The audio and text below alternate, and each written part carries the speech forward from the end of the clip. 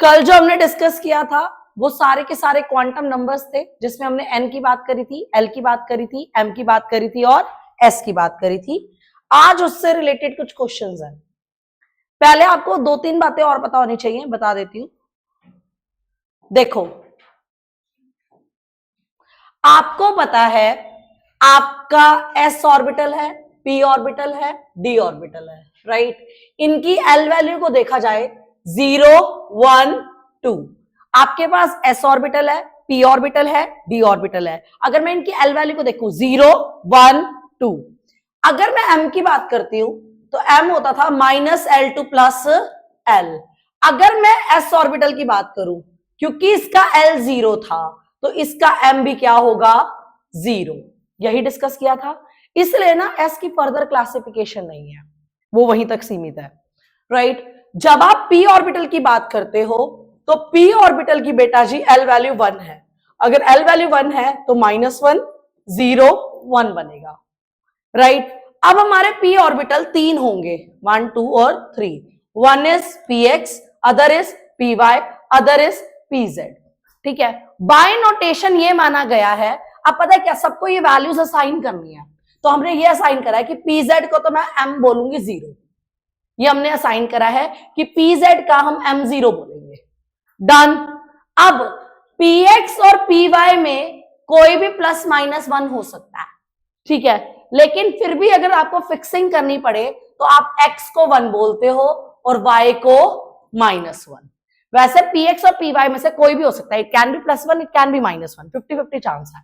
लेकिन फिर भी हमने x को +1 डिसाइन किया था और हमने y को -1 किया था। तो आप लोग लिख लो, आपको ये बात पता होनी चाहिए कि हम pz को 0 मान रहे हैं, हम px को +1 मान रहे हैं, हम py को -1 मान रहे हैं।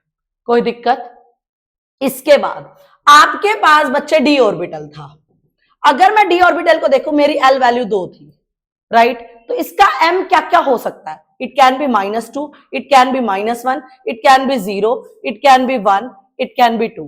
-2 -1 0 1 2, इसमें से ये कुछ भी हो सकता है, राइट, राइट, इनमें से ये कुछ भी हो सकता है। अब क्योंकि मेरे d ऑर्बिटल कौन कौन से थे, dxy, dyz, dxz, dx² - y², dz², मेरे d ऑर्बिटल इनमें से कुछ भी हो सकता है। तो अब हमने ये वैल्यूज असाइन करनी है, तो हमने dz² को 0 बोल रखा है, dz² क्या होगा 0। अब जो इसमें आपका dxy है, ये -2, ये -1, ये 1 और ये 2, इस तरीके से डिफाइंड है। सीधी सीरीज याद करो, dxy, dyz, dxz, dx² - y², शुरू कर दो।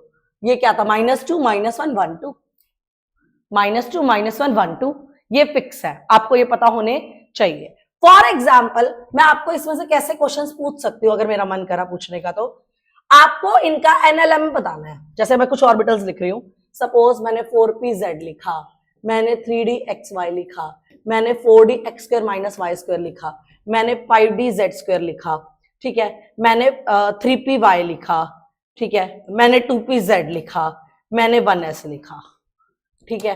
अब आपको मान लो आपको इनके NLM बताने हैं, NLM बताने हैं, ठीक है। आपको मैंने कल भी डिस्कस करते हुए बताया था कि जो आगे वाला नंबर होता है वो n होता है, आगे वाला नंबर हमेशा क्या होता है n। तो देखो क्या होगा, 4 3 4 5 3 2 1, आगे वाला नंबर हमेशा n होता है, कोई दिक्कत? अब आपको पता है s है, p है, d है, 0 1 2 ये आपके क्या होते हैं l।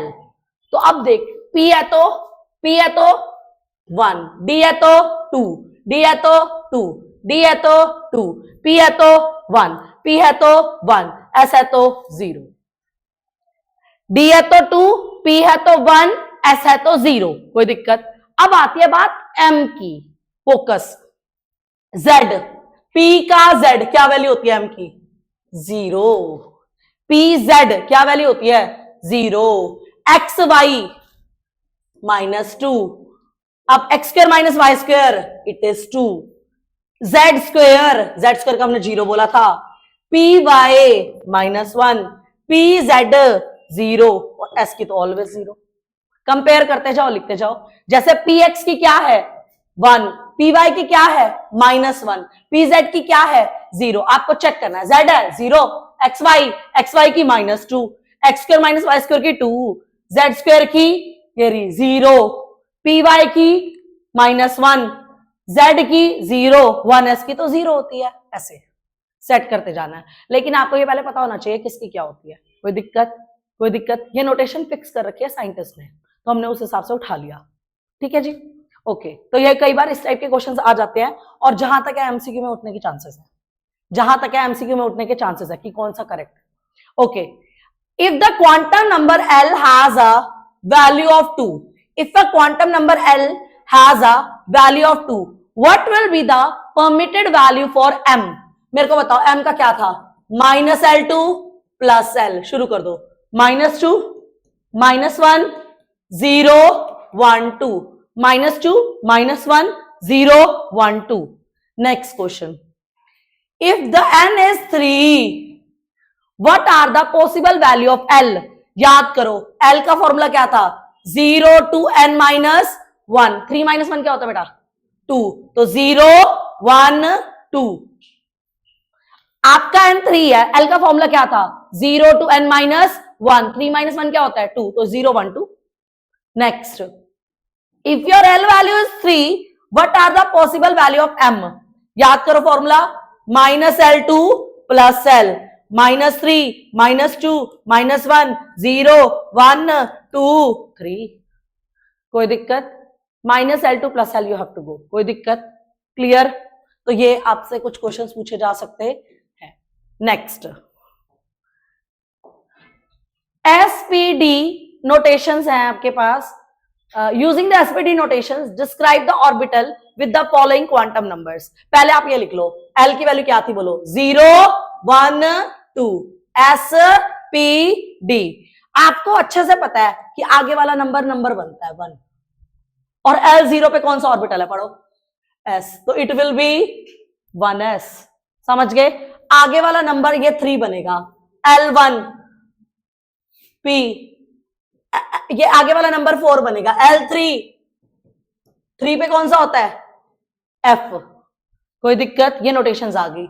3 L2 है तो D, 2 L1 है तो P, 1 है तो P, 4 L2 है तो D। कोई दिक्कत? कोई दिक्कत? तो ये हमने नोटेशन सेट कर दी, कोई दिक्कत? आगे देखिए, what subshells are possible. Subshells का मतलब L होता है, यहीं से क्लियर करो। What is subshell? L। What subshell is possible for N3। याद कर L की वैल्यू क्या होती थी, 0 to n - 1, 0 to 3 - 1, 0 is possible, 1 is possible, 2 is possible, यानी कि SPD।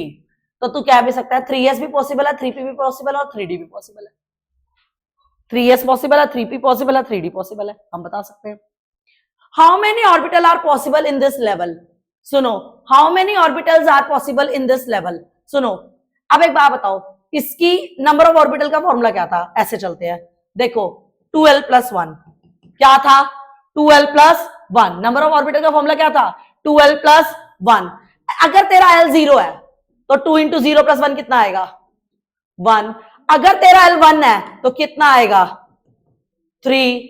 अगर तेरा L 2 है तो क्या आएगा 5। तो कितना बना total 9 orbitals are possible in third.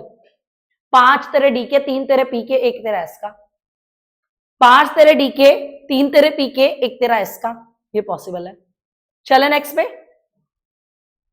Okay please अब ये जरूर समझना, बच्चे इसमें गलती खा सकते हैं। देखो जी please, explain giving the reason which of the following sets of quantum numbers are not possible। सबसे पहले s को चेक करा करो। सबसे पहले किसको चेक करा करो, s को, क्योंकि जब मैंने s पढ़ाया था तो मैंने तुम्हारे को क्लियर करा था कि s की वैल्यू या तो +½ होती है या -½ कई बार s 0 लिख देता है। हाँ जी, +½ ठीक है, माइनस ठीक है, प्लस ठीक है, माइनस ठीक है, प्लस ठीक है, प्लस ठीक है, s तो सारे ठीक है, s तो सारे ठीक है। अब इसके बाद l चेक करा करो। n से ना l हमेशा छोटा होता है, माइंड दिस। क्यों? क्योंकि तू 0 to n - 1 कहती है, तो छोटा हुआ या बड़ा, छोटा। तो ये चेक कर भैया, n0 पॉसिबल ही नहीं है। पहली बात, n0 इज नॉट पॉसिबल, क्योंकि पहली शेल कौन सी है 1k। Second L, third M। पहली शेल पॉसिबल ही नहीं, पहली शेल पॉसिबल ही 1 है, तो N0 तो पॉसिबल ही नहीं है।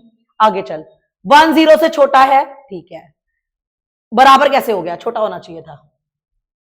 बराबर कैसे हो गया? छोटा होना चाहिए था। देखो देखो, पहले तो N को चेक कर ले, N0 नहीं होना चाहिए, N0 नहीं होना चाहिए, क्योंकि N कहां से शुरू किया था? याद कर, KLMN। आपने क्या पढ़ा था? K, याद करो, KLMN। N क्या था? 1 2 3 4। क्या तूने 0 पढ़ा? नहीं, इसलिए ये रॉन्ग हो गया, ये तो गलत हो गया। डन, कह दियो N पहला 1 होता है। N पहला क्या होता है? 1।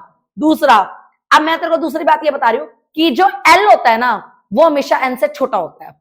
जो L होता है वो हमेशा N से छोटा होता है। छोटा है, बराबर कैसे हो गया?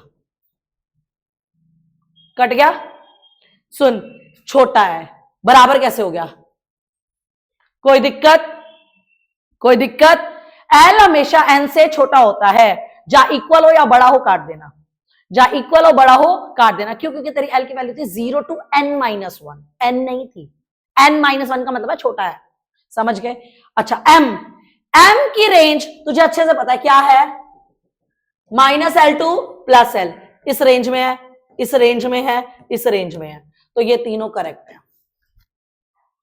पहले S चेक कर लो, फिर N देख ले, 0 ना हो, N L के बराबर ना हो, हमेशा छोटा हो, और M -L + L की रेंज में होना चाहिए। जैसे 0 है, 1 की -1 0 1 होती है, 2 की -2 -1 0 1 2 होती है। It should be in that range.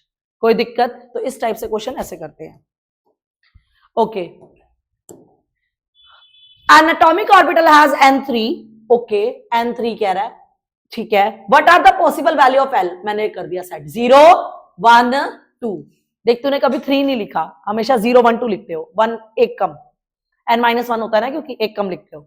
Okay, अब इसके कॉरेस्पॉन्डिंग M क्या होगा? 0। खत्म, बता दिया। -L to +L चला दो, हो गया। List the quantum number ML and L of electrons for 3D orbital. Okay, आपको ये इसका ये वाला क्वेश्चन है। अब ये इसका नेक्स्ट क्वेश्चन सुन लो। आपको 3D ऑर्बिटल कह रहा है, अगर 3D ऑर्बिटल कह रहा है तो इसकी N वैल्यू क्या होगी? 3। N वैल्यू क्या होगी? N वैल्यू क्या होगी? 3। L वैल्यू क्या होगी? 2। M वैल्यू बता दो, -2। बता दिया। Which of the following orbital is not possible? शायद 1p लिखा हुआ है, 2s लिखा हुआ है, 2p लिखा हुआ है, 3f लिखा हुआ है, मैं 4d लिख देती हूं, मैं 2d भी लिख देती हूं। चलो, मैंने अपनी तरफ से बना दिया क्योंकि वो दिख नहीं रहा नीचे से।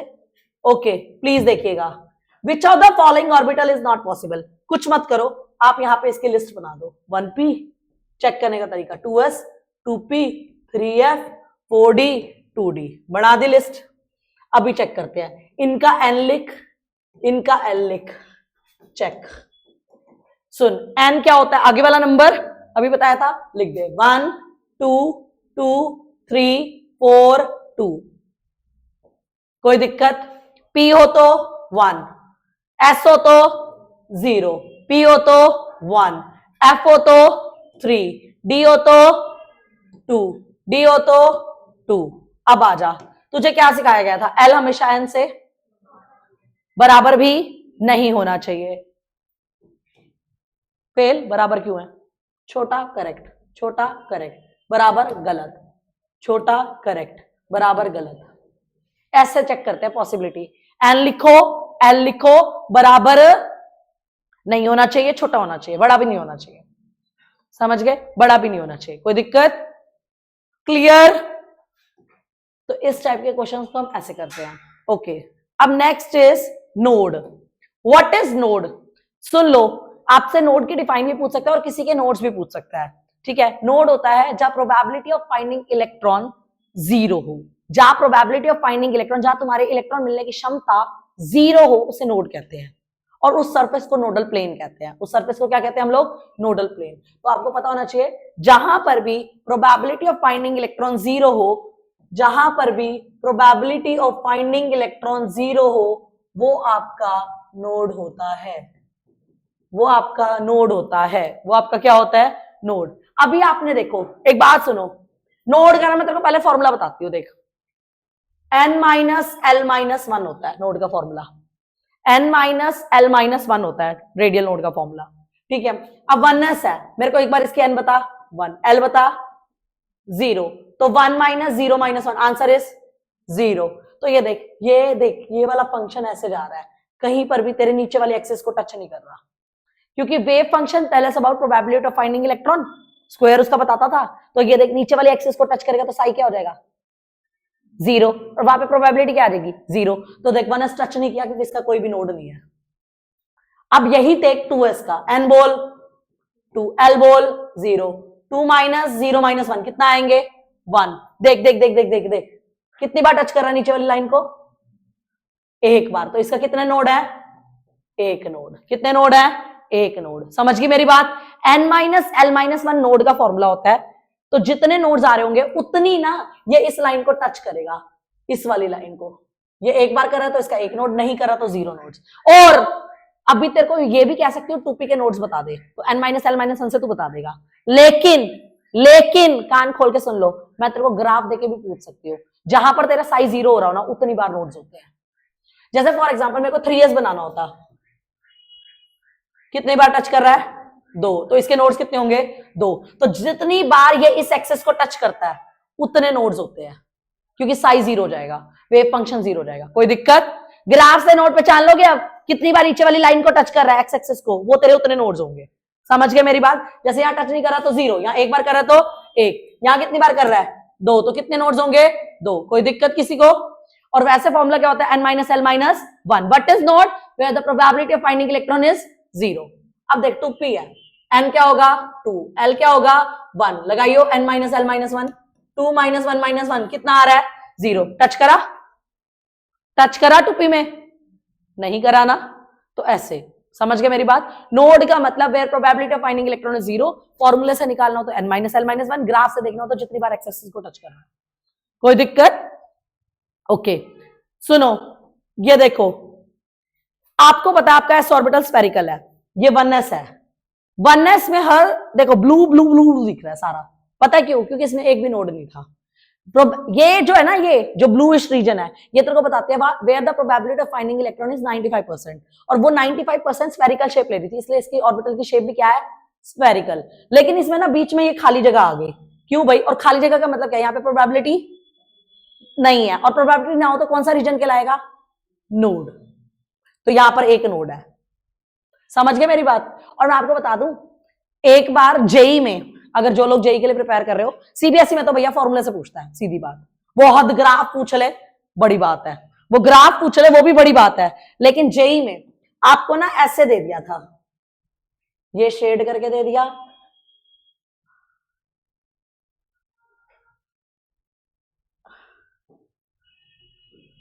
और ये पूछ लिया ये आपको कौन सा ऑर्बिटल दिख रहा है।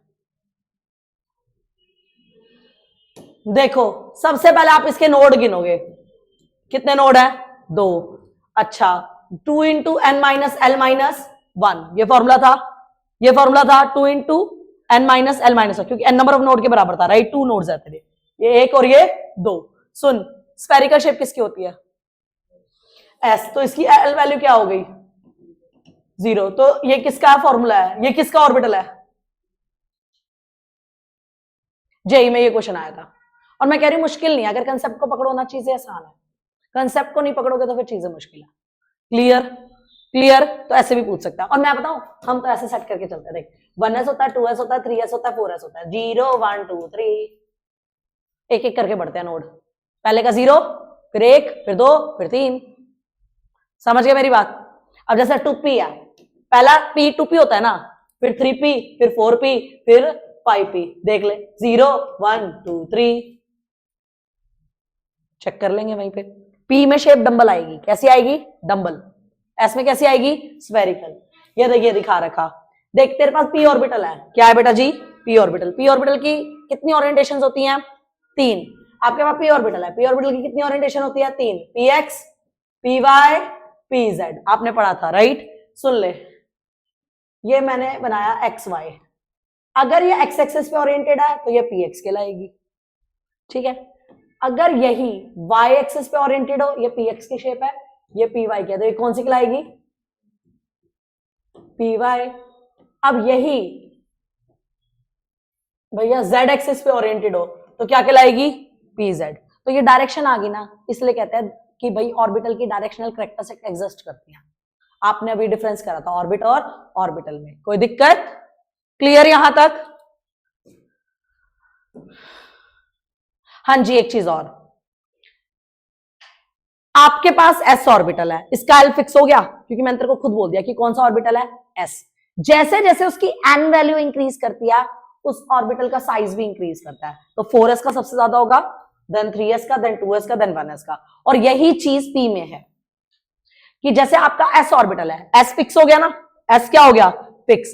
लेकिन जैसे जैसे एन वैल्यू इंक्रीज करती है उनका साइज भी इंक्रीज करता है। भैया शेल इंक्रीज करेगी तो साइज इंक्रीज नहीं करेगा। आप फर्स्ट शेल में, आप सेकंड शेल में, थर्ड शेल में, फोर्थ शेल में, साइज बढ़ेगा नहीं क्या? समझ गए मेरी बात? तो ये बट ऑब्वियस है, बट मैंने फिर भी कहा कि कहीं तुमसे एमसीक्यू में पूछ रहे हो, तुम कहोगे हमने ऐसा कुछ नहीं पढ़ा, तो इसलिए मैंने ऐड कर दिया। कोई दिक्कत? Okay, next. भाई आपके जो डी ऑर्बिटल्स होते हैं, ठीक है, डी ऑर्बिटल के 5 थे, याद करो।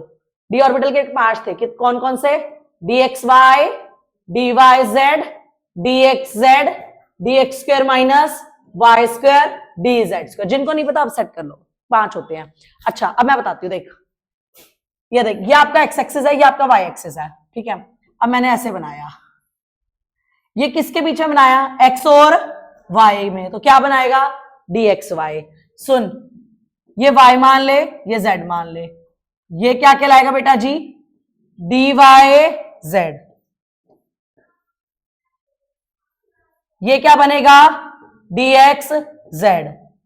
ये एक्स है, ये वाई है, ये क्या बनेगा?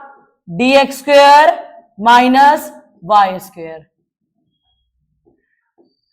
ये क्या बनेगा? D Z square. तो ना हमारे को जब हमने ये ऑर्बिटल्स की स्टडी करी ना, तो मेरे को 2 तरीके के नेचर्स मिले, एक एक्सियल्स नेचर्स और एक नॉन एक्सियल्स नेचर। 2 तरीके के नेचर मिलते हैं। अब आपको ये चीज 12th में यूज अप होगी, तभी मैंने कहा अभी कवर कर देते हैं, कितना टाइम रह गया 12th को।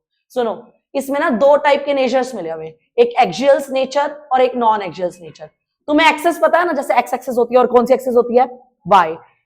जो ऑर्बिटल की डेंसिटी तुम ऐसे बना रहे हो, if it is on the axis तो आप बोलते हो axials nature, if it is in between the axis तो क्या बोलोगे? Non axials nature. अब मेरे को ये बता, ये देख, ये आपका एक्स वाई है, ये एक्स और वाई एक्सिस के बीच में लाई कर रहा है, ये एक्सिस के बीच में है या ऊपर? बीच में। बीच वाले क्या कहलाएंगे? नॉन एक्सियल्स। ये भी कहां है? बीच में या ऊपर? क्या कहलाएंगे? नॉन एक्सियल्स। ये भी कहां है बेटा? बीच में। क्या कहलाएंगे? नॉन एक्सियल्स। अब ये बता, ये क्या हो गया? एक्सियल्स। ये क्या हो गया?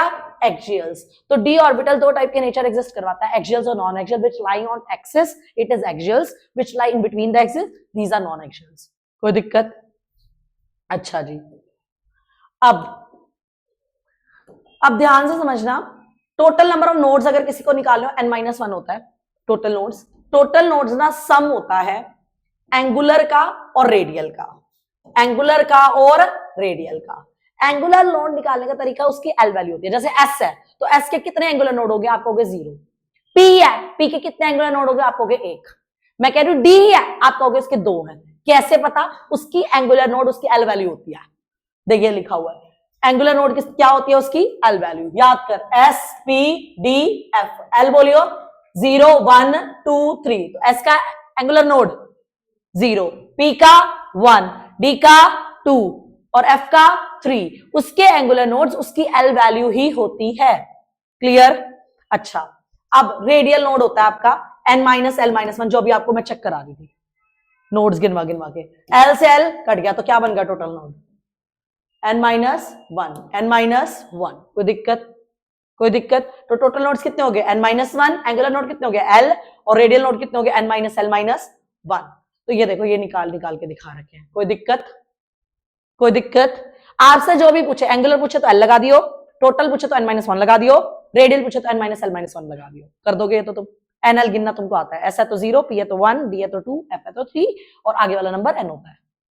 माइनस ही तो करना, हो जाएगा।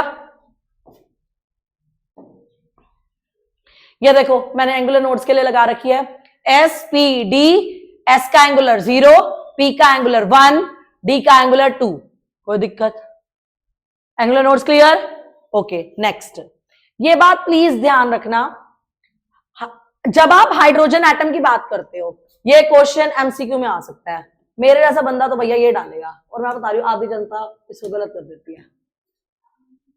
तुम्हारे को ना ये आदत होती है, पहले 1s आता है, फिर 2s आता है, फिर 2p आता है, फिर 3s आता है, फिर 3p आता है, फिर 4s आता है, फिर 3d आता है। ये तुम्हें आता है क्यों? क्योंकि तुम फिलिंग इस हिसाब से करते हो, तुम्हें लगता है एनर्जी का ऑर्डर भी यही होगा, लेकिन वो मल्टी के लिए होता है। वो किसके लिए होता है? मल्टी। लेकिन हाइड्रोजन एटम के लिए सुन ले, एन वैल्यू के बराबर उसकी एनर्जी होती है। जैसे जिसकी एन वैल्यू कम उसकी एनर्जी कम, एन वैल्यू ज्यादा उसकी एनर्जी ज्यादा। फॉर एग्जांपल अगर तेरे पास 1s है तो 1s की एनर्जी कम होगी, फिर 2s और 2p की बराबर होगी। क्यों? क्योंकि इनकी एन वैल्यू सेम है।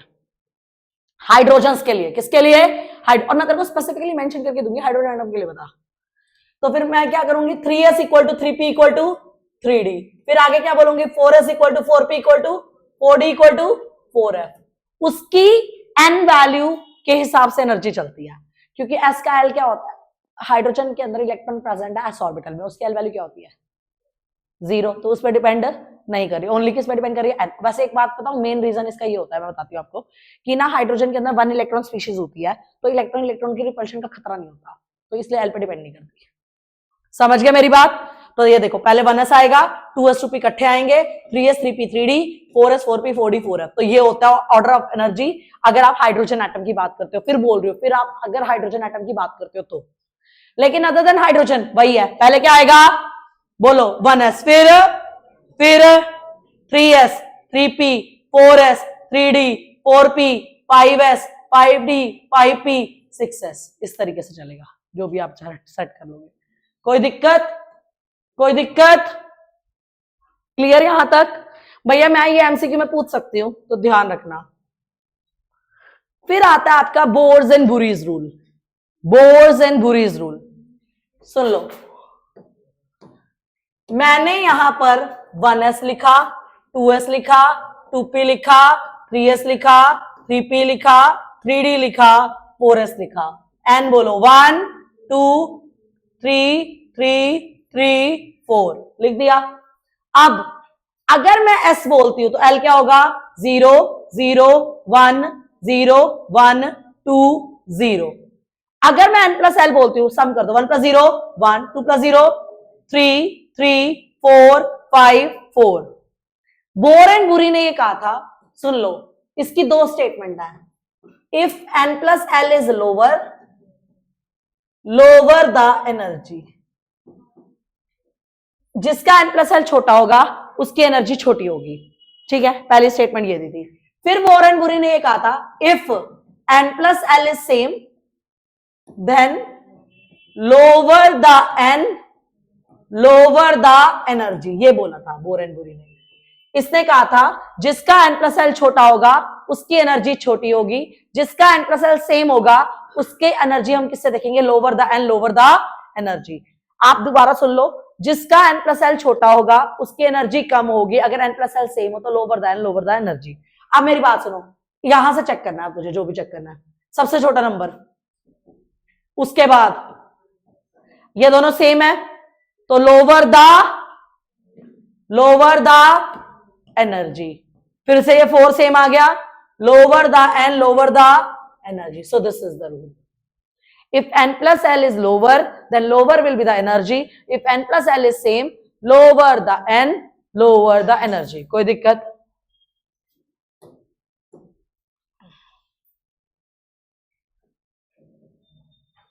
आउबो प्रिंसिपल सुन लो। आउबो ने क्या कहा था?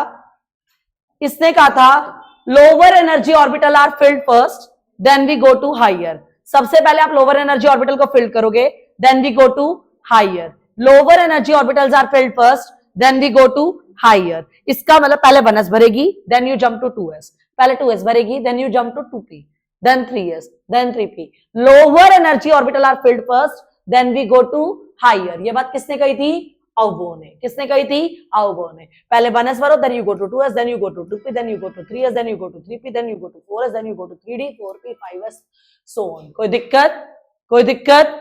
पहले lower energy orbital are filled first, then you go to higher, ये बात बोली थी। अच्छा, एनर्जी चेक करने का तरीका आप ऐसे 1s लिखो, 2s लिखो, 2p लिखो, 3s लिखो, 3p लिखो, 3d लिखो, 4s लिखो, 4p लिखो, 4d लिखो, 4f लिखो, 5s लिखो, 5p लिखो, 5d लिखो, 5f लिखो, 6s, 6p, 6d, 6f, 7s, 7p, 7d, so on, जाने दो। अब मैंने आपको बोला था आप ऐसे से स्लैंट लाइन में लगाते जाओ, पहले 1s आ रहा है, फिर 2s, 2p, 3s, 3p, 4s, 3d, 4p, 5s, 4d, 5p, 6s, 4f, 5d, 6p, 7s and so on. कोई दिक्कत? इस तरीके से हमें पता लग जाता है कौन कौन से इलेक्ट्रॉन किस तरीके से फिलअप करने हैं। कोई दिक्कत? क्योंकि हम इतने सारे ऑर्बिटल्स का n+l थोड़ी देख सकते हैं, सीधा एक बार लिखो, जिगजैग रूल से पता लगा लो।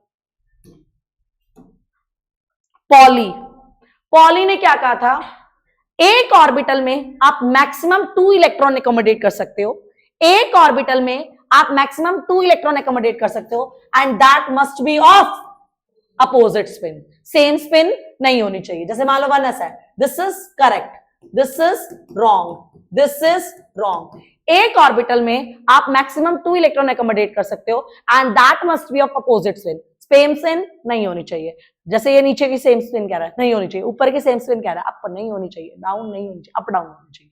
कोई दिक्कत? और इसके पीछे मेन रीजन क्या था, चारों क्वांटम नंबर्स की वैल्यू सेम नहीं होनी चाहिए। कल भी हमने डिस्कस किया था लास्ट स्लाइड में, चारों क्वांटम नंबर्स की वैल्यू सेम नहीं होनी चाहिए। इस केस में सेम हो जाती है, इस केस में सेम हो जाती है, पर इस केस में क्या रहती है, डिफरेंट। ये वाली कल वाली क्लास में भी हमने डिस्कस किया था। कोई दिक्कत?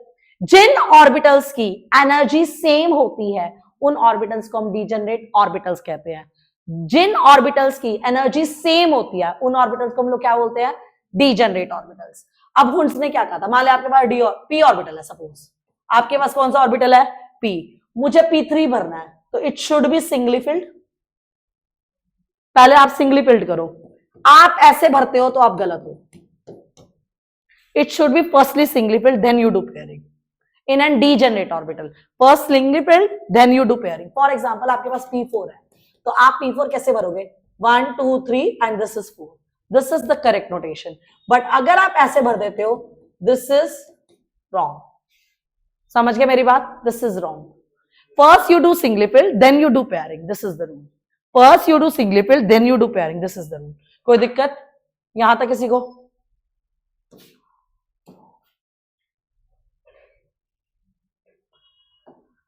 Why half-filled and fully filled configurations are most stable? सुनो, मैं आपको ये एग्जांपल लेके समझाती हूँ। क्रोमियम का 24 होता है। अकॉर्डिंग टू दिस रूल, अगर आप क्रोमियम की बात करते हो, इट शुड बी आर्गन, ठीक है, आर्गन के साथ क्या आना चाहिए था, 3d4 4s2, ऐसा आना चाहिए था, जो कि गलत है, ऐसा आना चाहिए था।